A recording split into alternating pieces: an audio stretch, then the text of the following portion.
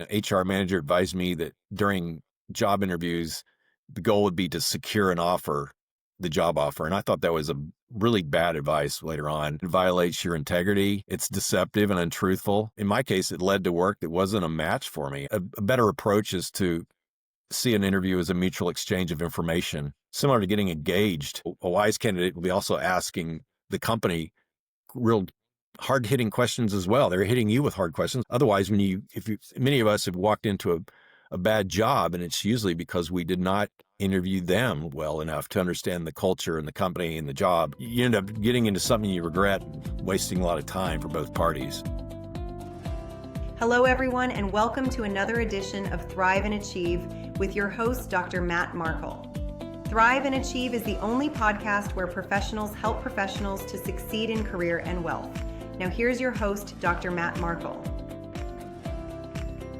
Hello, everybody, and welcome to another edition of Thrive and Achieve, the show where professionals help professionals thrive in their career and achieve financial success.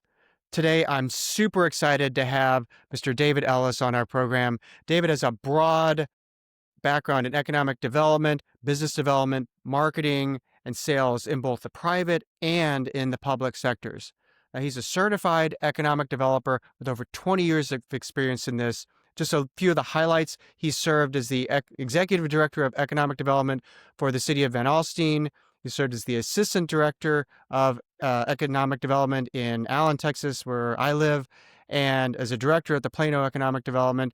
In those roles, he was really focusing on recruitment of corporate offices and technology manufacturers to bring them into those cities. And we're going to dive deep in what economic development corporations do and how those work here in just a little bit. In a prior life, and they were going to talk deep about this also, David lived in Austin, and he worked in outplacement counseling, helping displaced employees in multiple states market themselves and transition into new jobs. So there's a lot that we can all learn from him on this. He graduated from Trinity University in San Antonio and earned an MBA from the Thunderbird School of Global Management in Arizona.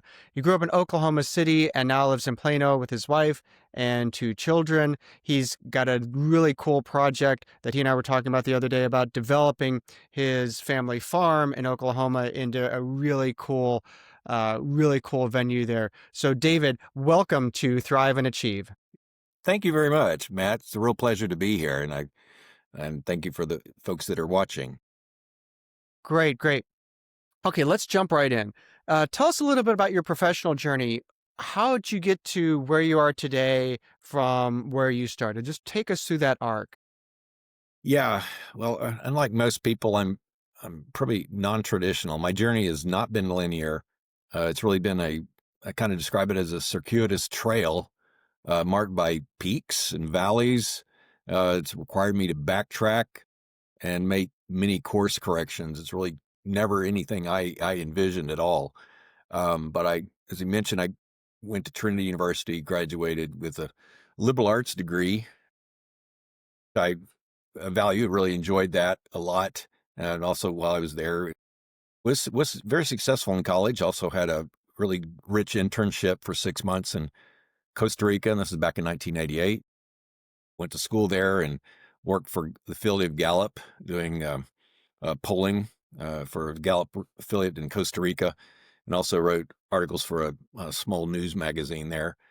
And really graduated and really kind of, I thought a pretty nice resume already built up by that time, but really soon realized this is also, I got out in 1989 and quickly realized, despite having good grades and a lot of, I guess, academic achievements, that world was tough, that sending out a resume, I quickly learned, to jobs that were posted was just not going to work after many failed attempts of doing that. It was very discouraging.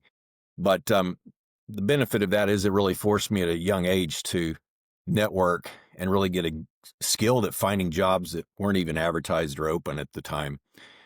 So after that, I worked on a gubernatorial race in Virginia. And then once that was over, I wanted to work on Capitol Hill. My original plan was to get, I've always loved the defense, military, that kind of, things like that. I'm still interested in, follow it pretty closely. But I wanted to work on Capitol Hill first to get into some type of maybe not lobbying, it worked for a defense contractor of some kind. But again, that was just really difficult. Had to uh, couldn't just find a job immediately. Had to intern for free for months while working part time for Macy's selling clothes in the evenings and weekends. But was finally able to break into it, but just didn't turn out like I wanted, and had to kind of come back home and make a backup plan for that. And so I really wanted to have a career in international of some kind as well.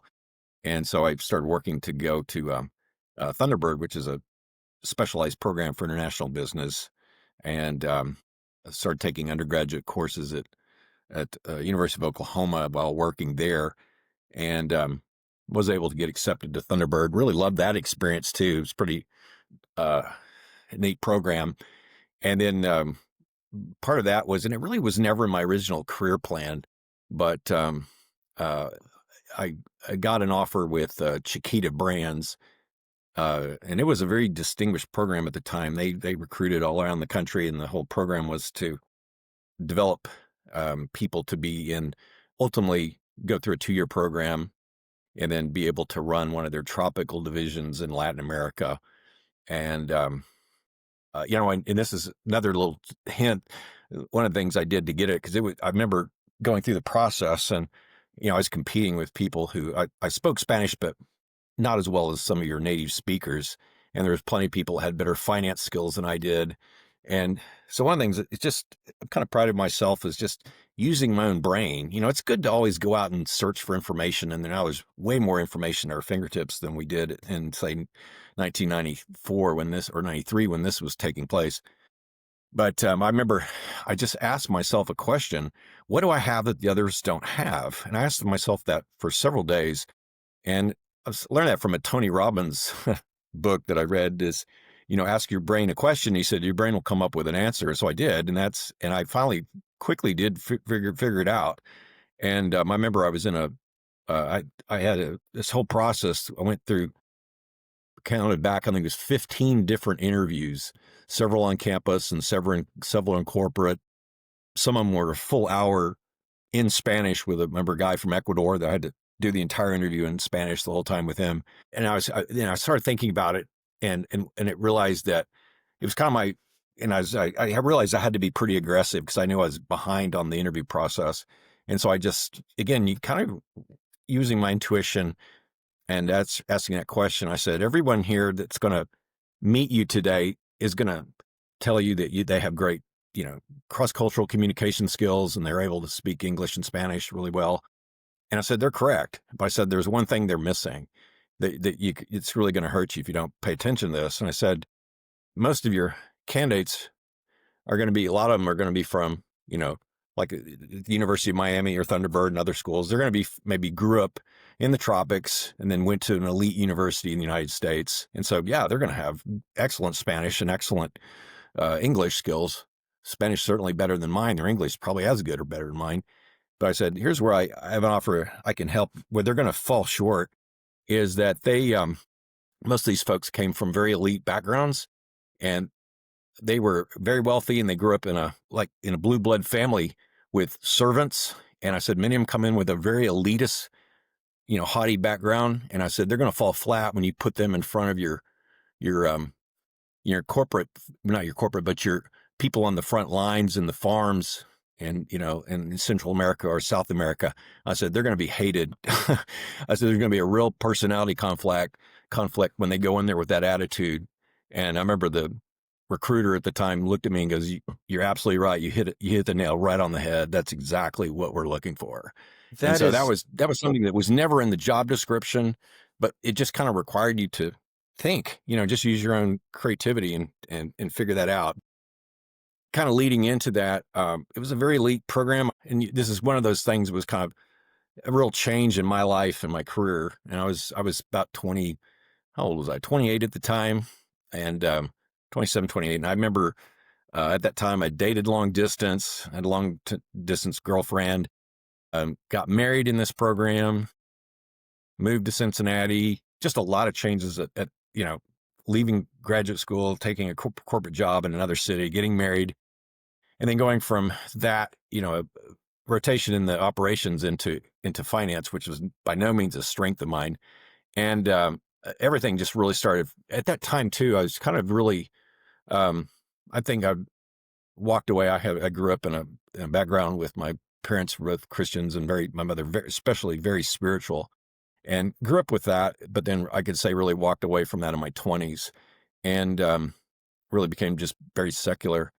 And going through this process, I really was just had a different view of success, of making it in the corporate ladder, going to elite universities, hanging out with elite people, really kind of a bit of a snob, I honestly could say looking back.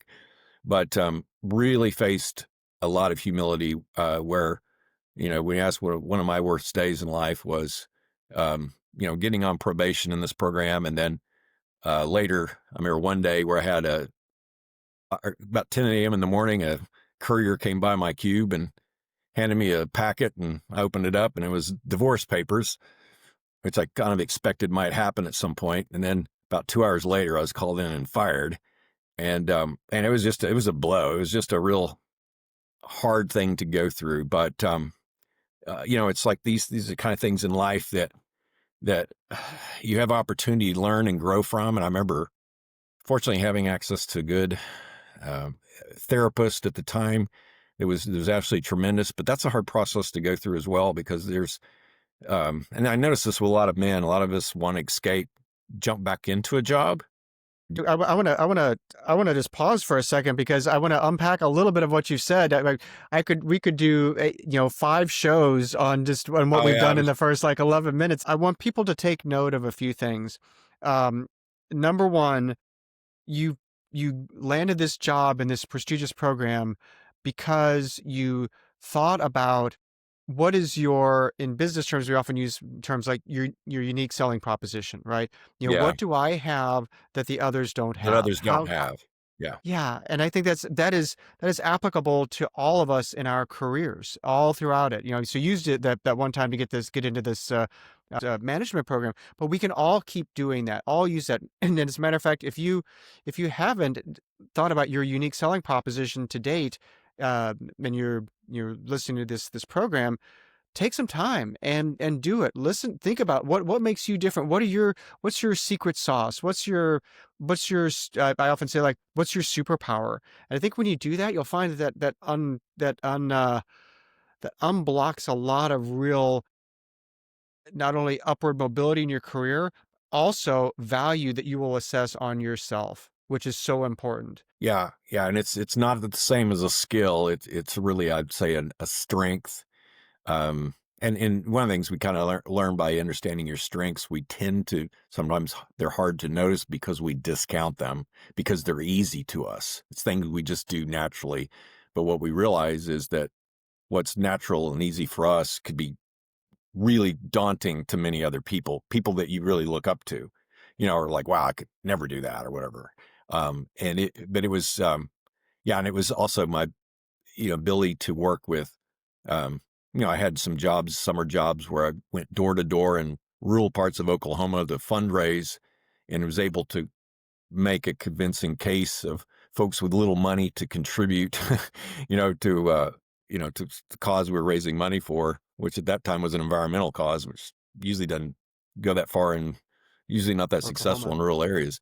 But I was just drawing from things like that and explaining that somebody from understanding Latin America well enough that a wealthy kid from Latin America that's probably going to school in, say, Miami, like I said, they've had servants their whole lives, and they're really, unlike the rich in the United States. You go to the developing world, there's a bigger disconnect between the wealthy and uh, middle class or lower class, but working class people.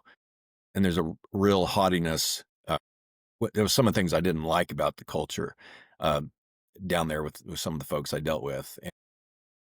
But yeah, the other thing I would say too is going through these hardships is, at least at the time in my 20s, I did recognize the fact that some of these problems that I'd been dealt with or faced wouldn't go away on their own. Just, I was fortunate I took at least a month off and really worked hard kind of on self-improvement of going to the counselor, listening, and believe me, it's no fun when you're already in a broken state and realizing, oh, there's more things about yourself that you don't know about, and that's painful. One part of that was revelation that I had ADHD, and I was actually formally diagnosed with that by a neurologist, and I didn't even really know what it was.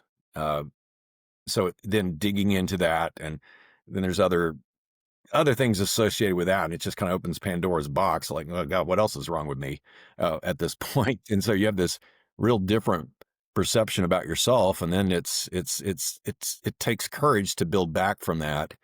And then it was tough because I ran into a situation where I jumped into another job and had almost the same thing. It was different, but it was a sales job with in Latin America for selling industrial equipment, and yeah, it was challenging. I mean, I'd go and meet with mid-size um, HVAC companies and other companies to sell electric motors, and not that many people can do that outside your native language. But I again made a mistake and got involved in had an interview with a news group that came in, and that I didn't get approval for that, and that got me fired again back to back. And so it was just really at that point just kind of reeling, and I realized that this is something I've seen books about people that get fired, but what I've noticed in life is, a lot of people have had that happen to them, but I don't think what people are talk enough about is when it's happened, sequentially. It does a lot of damage. It really does. And then you're dealing with trauma, and that's a whole, by the time you're middle aged, all of us have probably experienced trauma in some way, shape, or form. But what I've noticed is it's important. I don't think this is talked about enough. Is understanding trauma, but how to cope with it. And because if you don't cope with it in the correct way, you can really go downhill fast. And that's usually with things like drugs, alcohol, sex addiction. I mean, just the whole host of escapes to get away from the pain, but also the stress and anxiety and these kind of things. And so there's a lot to learn in our lives about that. And on this journey we go on, it doesn't always go as planned. But I was able to bounce back from a lot of this stuff over time. First time I kind of went through this process, I really did it purely with a secular approach, with a lot of really good, and I'm a big believer in psychology. If you have a good psychologist, I've had excellent ones, and I've also had some that were just not that good. But it takes a lot of work and courage and a belief in yourself that I can get through this. And you have to have a drive of a reason to get through this. I have a life left to be lived, and it's worth it to try to do this the right way. The second time though, I realized I'd left out the spiritual, and that was something that I realized that is absolutely real. It just, by not including that in that process, I think you're ultimately kind of cheating yourself, because it really gives a lot of outside strength that otherwise you're just trying to do it too much of it by yourself. Not to, talk about different types of spirituality necessarily, but almost everything promotes the idea of you are part of a bigger story. And I think that when we think about that and helping someone through trauma, something that then realizing that the world doesn't just revolve around you, that you are part of a bigger story, which nearly all religions is a key tenet of, that basically says, oh, this is going to be okay. There's a bigger story that I'm a part of. And yes, this might be a pretty traumatic time right now. I want to just clarify. You said that you were served divorce papers and fired with it on the same day, right? Is that Yes, yeah, within 2 hours of each other. wow. I Yeah, mean, and I yeah. think that as It's a we little, look to that, that's just amazing. It's an amazing story of perseverance, right? Now I've known David for a while, and there's not much he couldn't do. But just for everyone, the story of perseverance and how to really keep pushing yourself through things, even when it seems like it can't get any worse. Well, A, it probably can, and well, it B, can, yeah. and B, you can Especially if you get make through wrong it. choices on top of it. Yeah. Yeah, if you go and certainly get a drug addiction on top of it, oh yeah, it'll spiral. Unfortunately, I didn't do that, but it's.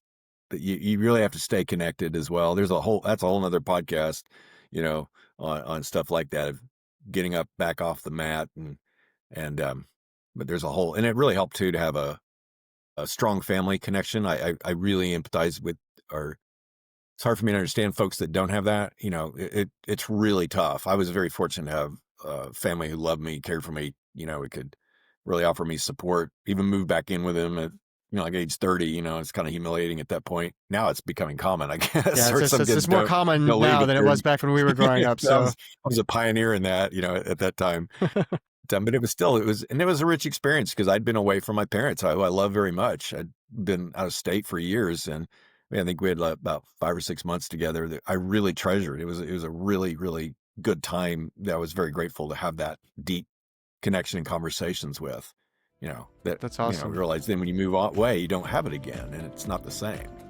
Stay with us. We'll be right back to Thrive and Achieve. If you're looking for more information about how to help W-2 employees, check out the Amazon #1 bestseller, Anti-Preneur. It's available on Kindle and now in paperback. Now back to the show. You mentioned in your bio that you worked in outplacement consulting. What is that? Yeah, outplacement consulting.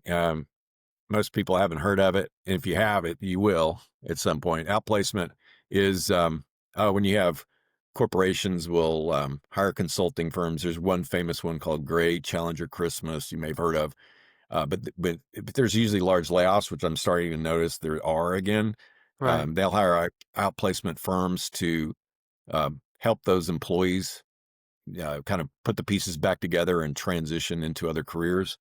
And so got it back on my feet and been working. I was in the, I moved to Austin as probably what was it? Right when I was about 30 years old after all this, and kind of built myself back up and got started. Worked at Dell for a few years and then had to work for a internet software company. It was a real high flying company in the .com era. And then around 2001, there was a big tech layoff, and I went through an outplacement program through Chiquita, and then once again after a layoff with this tech firm. And so I went through it, and they're great, by the way. I mean, it really helps you to understand your strengths and really kind of make it, understand some of the trauma you're going through, but also market yourselves. And I thought, I can do this in my sleep. I mean, I'm really good at this. I know this better than the consultants that are teaching it. And that's what I did. I went after I was done, it was like a 2-week program. And then I went to approach the company because I knew they had a lot of business. And I told them about my background and that I wanted to be an outplacement consultant. They're like, well, God, we have a contract with Dell. And yeah, they hired me immediately. So it was kind of nice to be employed right after that. But what I did differently was, because I had a broad background in business and marketing and sales, I could leverage that real well with people that I worked with. And so it was probably of my whole career, I would say it was where I was able to really do my best work. It didn't pay like other jobs and have the status and everything else that comes with it, but I really, really loved it because I was really using my strengths. And I also was able to use a lot of creativity. Like, first of all, one of the things I've noticed too that's fundamentally wrong with most job search books and everything you read is they're all written by HR managers. And I've always thought to myself, well, if you're doing your job search right, you're not going through HR, or you're going through HR after the job's already largely lined up, and that's more of a formality because HR is there to screen you out, not screen you in. And so that's important to understand that. And so I really emphasized things like finding jobs that aren't advertised, and using more of a sales approach to kind of go after those jobs, and other things too that I had. And just to give you a little bit about it, in that process is we oftentimes I would meet with people literally maybe minutes after they've been let go. Sometimes in mass layoffs, sometimes they were small ones, and so there would be that where I remember it was really one where it was one of my kind of proudest moments doing that was we had and this would be normally horribly stressful for most people, but we had probably 50, 60 people that were let go at one company in Austin. And I would meet with them individually for a few minutes, maybe no more than 5 minutes. And then I was there to try to help kind of put the pieces back together and then encourage them to come back to a seminar the following week. I was going to do a 2-day workshop on that. And then ultimately, then they would be transitioned into a career center where they could go in for one-on-one appointments and work there. But I had, people would come in literally crying and weeping, and I was able to, they could tell that I'd been in their shoes. I've been through this, and they could just tell from my brief interface with me that you're going to get through this. Like I'm not just saying this, and it's not some script. I'm being very authentic and You've been honest through with it. people You've and been been through through it. it. And one of the compliment that got back to my boss, the HR manager said, she goes, "I don't know what David was doing in there." She goes, "I brought so many people into there that were in weeping and tears, and they would be in there just a few minutes with him, and they'd come out laughing and smiling and laughing." She goes, "I honestly have no idea what he's doing in there."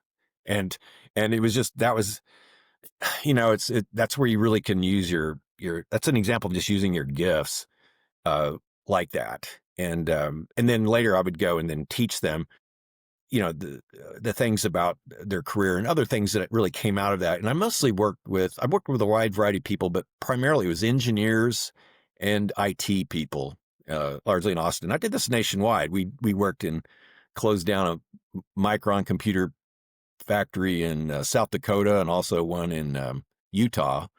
And so I worked with a wide variety of folks. But things that really came out of that experience was that people really didn't know themselves. People often would just kind of fall into careers haphazardly. And other things too, people didn't know their strengths, and they also did not know their accomplishments. And we had a exercise that I thought was really useful, was to go and ask people what their, maybe pick a list of greatest accomplishments and then write a story about each one of those. And that would really be the fundamental part of your whole campaign. We call it a spar, and it'd be like, you kind of put it in after you have a story, you kind of put it in a sequence of, talk about the situation, the background, and then what was the problem or task you had to achieve, and then what are the action steps you or your team took to solve it, and then lastly, the results. And by going through this process too, I realized that most people didn't understand business results. And so I kind of did like a little mini business 101 where we would talk about, what are the results businesses want to achieve in terms of profitability, revenue, increasing revenue, decreasing costs, understanding things like your quality and your defect rates. And, you can help with reducing the amount of people involved, reducing the amount of time it takes, money it takes, and quantifying that. And the engineers really took to it like ducks on water. And once I trained them this, they would sit and work together to develop these stories with one another and ask them questions like, well, what would happen if nothing were done? Who else is affected by this? If it fails in the field, well, what's the process to bring it back? And then when you start drawing these out, some of the stories would be literally, there were several that were in the millions of dollars of savings.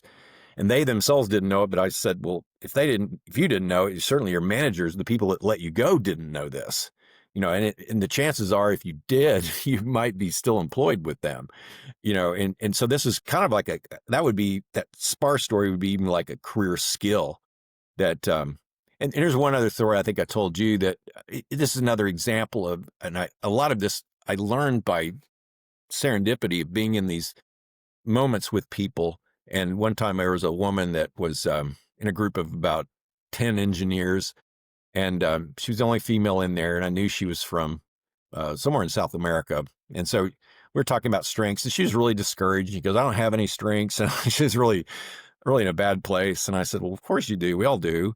And she didn't seem to believe it. And I said, "Okay." So I had a whiteboard there, and I said, "Okay, you're from South America, right?" "Okay, yeah." "And I understand you have an engineering degree?" "Yes." "And you got that in the United States?" "Yes." And I said, "Okay, that sounds like a big deal to me." And I turned it around to the guys in the group, and I said, "Okay, each of you, if you had to go to Colombia or wherever it is and get an engineering degree in Spanish, is that hard? What do you think?" And they were like, "Oh my God, that's no way I could do that. And I said, well, what does it take? What kind of individual would it take to do that? And they said, well, you have to be, number one, smart and a really good student. You have to be adventurous, courageous, just all these traits. And the funny thing, I was writing them down, and then she said, I still don't think it's a big deal. I don't. And I asked her why, and she goes, well, it was easy. It wasn't that hard. And I thought, well, it just occurred to me, well, that's another way of identifying your strengths, because we tend to discount them because they're easy. But she didn't realize everybody in the room, to them, they were all daunting. Gosh, this is something I could not do. And so often when you're developing these little stories, sometimes it's something that doesn't have to be big in numbers or everything else, but it can really say something about who you are and the strengths you bring to an organization. And so it really is a product to really, and this is kind of the advice I'd always get people asking me about looking at the resume and stuff. And I said, well, you can write a bad resume in a couple hours. But I said, to do a resume really well, it may take holding up for a day or so of going through this process of, and you don't put the story on the resume, but you have the action, verbs, and the results. And then how this works is someone will say, okay, there's this, and you have it quantified. And then when someone sees it, they're like going to ask you about it. And you're like, oh, I'm glad you asked. Let me tell you a story. And so you have a really succinct, hard-hitting story that's been developed that just makes the interview easy. And then if somebody says, well, tell me what your 3 greatest strengths are, you say, well, you can list them off and you go, for example, let me tell you a story. And then boom. And so that's kind of how that works. But by going through that process, it really elevates your confidence as well. I love it. So it's situation, problem. So what's the background? Action What's steps and results. And the Yeah. situation, it's kind of an interesting process. And I would love to dig into this more because when you're describing the situation, and unfortunately I don't have examples right in front of me, but what the situation is, often there's symptoms, and it really causes you to think, okay, these symptoms we're having, I remember working with a lot of quality control engineers, and I remember just, issues like we're having failures that are occurring, blah, blah, blah. And then, the more you quantify it, you try to quantify it, but then you're also like, why is this happening? And then ultimately there may be the problem that really forces you to understand what the real problem is. And it doesn't have to be you solved it by yourself. Maybe you're part of a team that did it. And but it's a really interesting process to learn when you're doing your performance reviews, so instead of waiting to you're terminated or whatever to do this later at the end of your job, you ultimately should be doing this during your performance reviews up front. Exactly. For almost all of my career, I keep a journal of what I was doing, of what I was working on. So for when it came time for performance reviews, or came time to tell, what have you been working on? What's your team? What's your division been working on? Whatever. I would have it, and to frame it in this, the situation, problem, actions you took, and then results, is just fantastic, because it puts things in terms that the company cares about. What I've seen, and I want to see if you've seen this too, is like, people always talk about, I worked really hard on this, or I worked all these weekends, or I worked all these nights. But the companies don't really, doesn't matter. they don't care about that. My background has been so diverse that I could pull and I'm an intuitive type thinker and a feeler. And so I could pull things together that most people don't see. I'm just built differently. But that would, because you're right about that. IT people all the time would be, oh, we had this cool project. But if you're looking at it from, I'm not a finance guy, but if I were, I'd be looking at this. Well, how much time did you spend on this? You spent maybe $80,000 on this dumb thing. And what did it produce? It's not helping me with the things I just taught you about time, money, people, resources, all these things. You're tying up all these resources, and I don't see anything helping my bottom line. And so, yeah, now you're pissing me off with your cool project, and so it's seeing things real differently from the business side of it. And I realize the engineers and the IT people were very divorced from that. And this is what I loved about consulting. You learn by doing. You can't just build these tools up front. You have to really build them and then tweak them as you deliver them, and then realize, oh, this thing, people didn't understand this part of it, or we need to shorten it, or leave this out, or add this in. And so it was just refining that process by working with people. But I always thought there was a huge amount of application after the fact. It's kind of like, it's akin to, you mentioned you were divorced, and hopefully you went through divorce recovery class. I went through a divorce recovery class and I found it was incredibly enlightening on all kinds of conflict resolution skills, communication skills. And I'm like, well, this needs to be on the front end of the marriage, not on the back end of the marriage, you know? And so, it's because I did do some like little marital training class and it was way too light. There's a lot of things that just a lot you need to know up front to seek to be better as a husband. And it's the same thing with career. There's a lot of this that it's kind of from business school that other disciplines just aren't probably incorporating into their curriculum, like with IT. Stay with us. We'll be right back to Thrive and Achieve. But first, have you signed up for the Anti-Preneur Insider? This valuable resource provides one actionable tip on how to thrive in your career and one on how to achieve financial success. And it's free. There is so much noise out there today that it's really hard to see the signal in it. That's what the Anti-Preneur Insider does.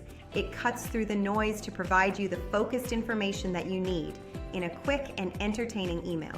Get it delivered to your inbox every Monday. Just sign up at antipreneur.com. That's anti-preneur, ANTI-PRENEUR.com. Okay, welcome back. We are talking to David Ellis. David, my gosh, what a fantastic set of stories from his career, including outplacement consulting, working in some very prestigious programs to develop international capabilities, working a lot in Latin America. This easily could go for hours on this session. But I want to pivot now into Economic Development Corporation. So first of all, what is an EDC? Yeah, an economic development corporation is a nonprofit created to promote economic development and ultimately improve quality of life for the citizens of a community. Most of them are focused on job creation, infrastructure improvements, and capital attraction. Most of the EDC programs in Texas will include business attraction, business retention and expansion, and marketing. And in Texas, they're funded through a dedicated sales tax. But in other states, this economic development's done often at a state level, a local level. Other states might see it through a chamber of commerce, although it's less common here in Texas now. And so that's a little bit about it. Awesome. So it's funded, at least in Texas, is funded by a portion of sales tax, but it's a nonprofit that basically is to bring businesses into that area. Yeah. Help them grow and expand. And then most of your job creation is not from the relocations. It's really from the existing companies that are expanding. And there's a wide variety of ways in which you help them with access to workforce development programs, training and upskilling workers, getting access to grants in order to do that. So there's a wide range of how it's done. And what's interesting is it's done very differently throughout these communities. I worked in Plano and then Allen and Van Alstyne. It was just shocking as how, even in towns that were right next to each other, is how it was done so differently. But it's an interesting business. It was something that I had, believe it or not, I had an interest in college. I had a girlfriend who was also in kind of, we were both in the international field, but she had an internship in San Antonio for their economic development group. They had an international division of San Antonio's economic development group. And that's how I first got exposed to it. And then when I was going through an outplacement program, I loved the work, as an outplacement consultant. But when the economy is bad, outplacement consulting thrives. But when the economy improves, then it dries up. And so I realized as the economy started improving, I needed to transition myself. And so this was one of a couple of careers that I looked at. So I first investigated it kind of with desktop research. And then this is another thing I'd pass on to everybody is a real great skill to have is an informational interview.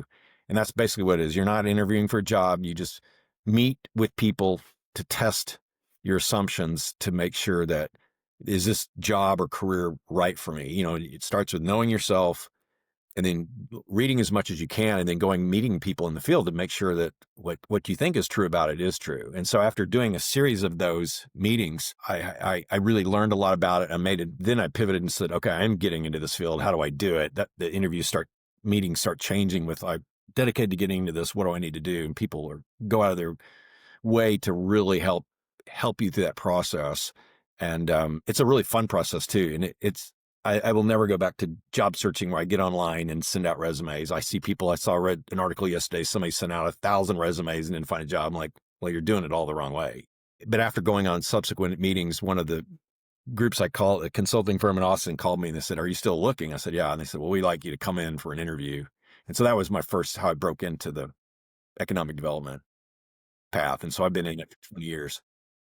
So, David, you've clearly risen to the highest levels in these economic development corporations. What would you say are the skills that somebody who's considering this as a career might want to develop? And what were the skills that you had along the way that helped you hit this level of success?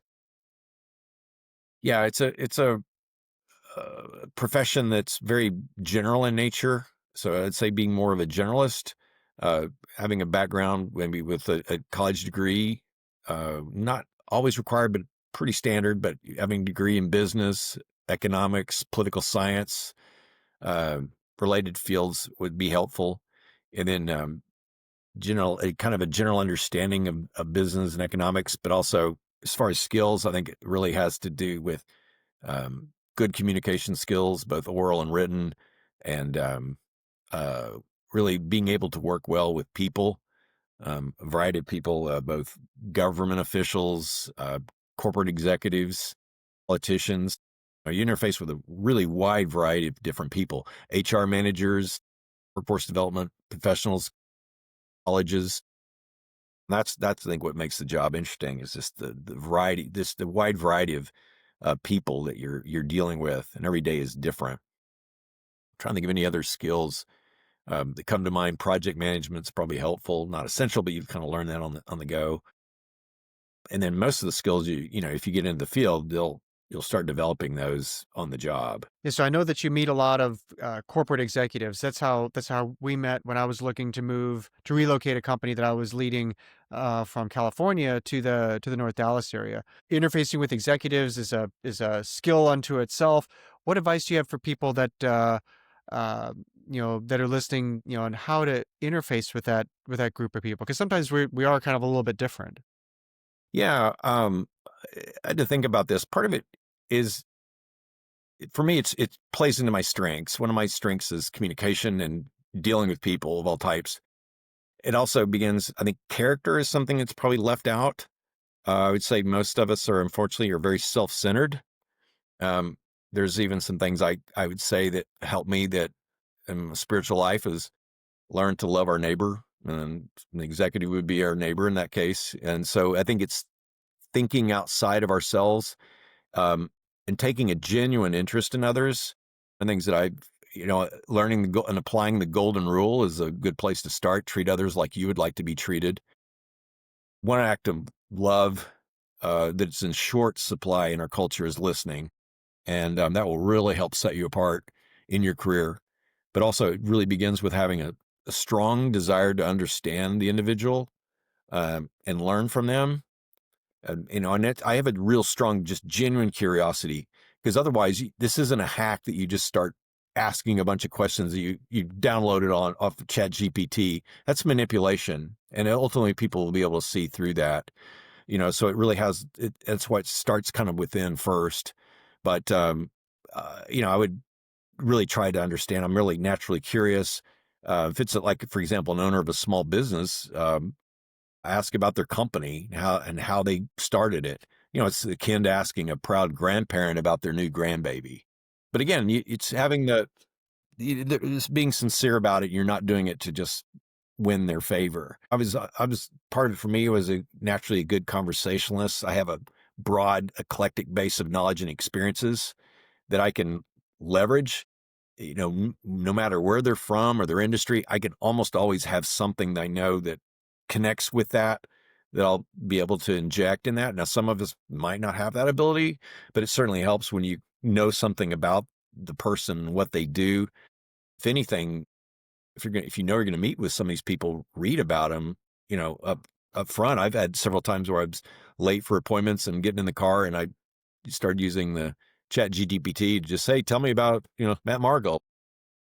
What's surprising is it'll come up with a lot more information than if I just found your bio online or something. I was shocked at doing that with several people I met with, that how much information was available about them. And so I wasn't just going in cold. But again, I rely on my intuition and understanding people to read them.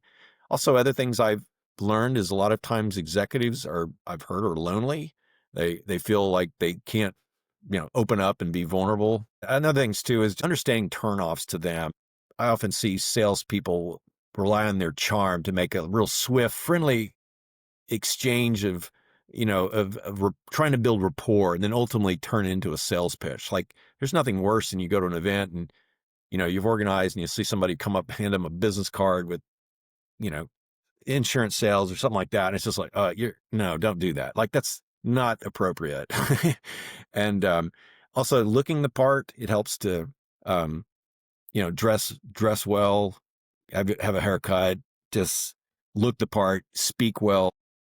There's just a lot to it. It really is developing these strong, soft skills. Now, your generation, mine, were able to have a lot of access to that just by hanging out with friends. And unfortunately, some of the younger folks are challenged by that, by spending too much time on their smart devices, and they need to be just carousing with people, hanging out with people. That's where going to parties and talking to folks. If you're a young person, I would say talk to your parents' friends, get to know them.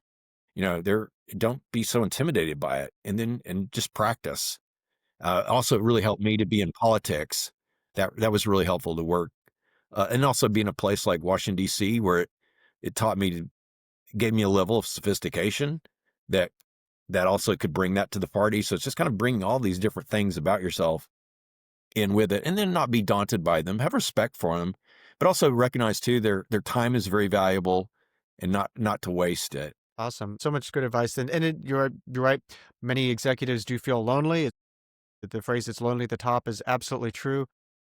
I really resonated with what you said about trying to just charm somebody and then make a quick sale, right? So we are far too transactional today. And it's just annoying. And it comes back down. And this is some of the stuff going back to the job search, I would tell candidates from the very beginning is, and I would say this in the same approach. When the way I size up the world, there's givers and takers, and the takers vastly outnumber the givers. And another little secret on networking: givers recognize other givers. I put myself in that category to try to be a giver, and I have other people I network with that it's like a little closed circle, and we don't just let anybody in. And you can see the takers a mile away, and then they're suddenly kind of left out, or they're just kind of forgotten about. And that's a real change that has to, whether you're a job seeker or in your career, the more you can be a giver, people recognize that, and they'll really carry you through a lot of times. And that's something too, to really find out if there's anything you could do for that executive. Like, I have a friend at the end of his meetings is like, "How can I help you? What can I do to help?" And he's sincere about it, and he follows through. But there's all kinds of things you could help them with. Maybe making it, they have a child who's in school, it's the same age as yours, that's applying to college or whatever. There may be some other things in your network and experiences that you might be able to help them. And it may be on a personal level as opposed to professional. Just people helping people. That's Yeah. so spot on. Okay, final quick round of closing questions. What's one piece of common career advice that's completely wrong? Yeah, I had one early in my career. I think an HR manager advised me that during job interviews, the goal would be to secure the job offer. And I thought that was a really bad advice later on. It violates your integrity. It's deceptive and untruthful. And in my case, it led to work that wasn't a match for me. I was able to kind of say the right things and get an offer and jump into the job. But a better approach is to see an interview as a mutual exchange of information, similar to getting engaged. A wise candidate will be also asking the company real hard-hitting questions as well. They're hitting you with hard questions. Well, I'll turn around and ask you some hard questions. And because otherwise, many of us have walked into a bad job, and it's usually because we did not interview them well enough to understand the culture and the company and the job. And you know, you end up getting into something you regret and wasting a lot of time for both parties. I've seen it before where people become enamored by a title. They'll overlook a lot of transgressions in the company just because it gives them a step up in title. And more times than not, that works against you, because you end up in a toxic environment, or you end up in a situation where, yeah, you have this title, but it doesn't have any real power associated with it, or they just created it because you wanted a title. So there's a lot of things that can be not what you ultimately desired out of that. Okay, let's pay it forward. If you could teach every professional just one lesson on money and one on career, what would those be? One things I think is know thyself. It's an old Greek maxim. Socrates also added on to. He said that an unexamined life is not worth living. And I think we just drift through life, often chasing other people's goals and interests. I find it ridiculous when somebody tries to buy a car to impress people they don't even know and like. It's like, what are you doing? Or a house or something. It's kind of sad and pathetic. Other things I thought were really kind of opening to me was, I remember hearing a podcast from Zig Ziglar, and he said that the reason for owning a business, it's not to make the most money possible, but it's all about creating the lifestyle you want. And I thought, wow, he's right. You could be killing it as a business, but then you hate your life. You got a long commute, or you're working late hours. You're not seeing your children. It's really having a deeper understanding of why you're doing it in the first place. And I thought that was kind of revolutionary for me. He also adds to his mantra is really, if you help enough people get what they want, then you will be able to get what you want. So he emphasized building people, which in turn builds your business, and the success from giving to others through honesty, integrity, and their focus on their needs and desires. And I think sometimes that's something that I'm seeing a lot of our corporations focusing only on the short-term needs of investors and leaving out customers and their own employees. And yeah, it's just not fun for everybody in that situation other than the investors. The investors are important, but there's these other parties at play that they have to be thought of as well. David Ellis, you've given us a ton of useful advice and a lot to think about. How can we get in touch with you? Yes, I'm not on social media. I don't have the time, and it's too negative for me. But I guess I'm pretty slow on email, but that's probably the best way to reach me right now.